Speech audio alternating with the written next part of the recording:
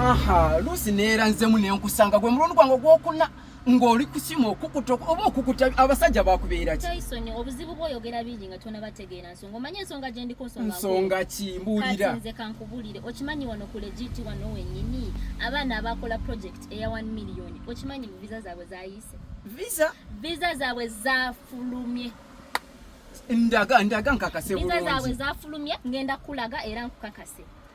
kati n'ekirala nga sinaba nakugamba mawulire amalala amalungi okimanyi ku nnaku z'omwezi 29 guno omwezi gutulimu gwennyini ogwokusatu visa neera si visa ku luno okimanyi ba delegates bazze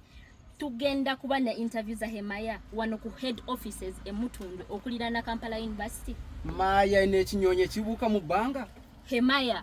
it's a security company tugenda kuba ne interviews wano wennyini emutundu Hemaya neina quick visas ng'etwala abaana ku law input bwe kiri kituufu esooka ndagenda abi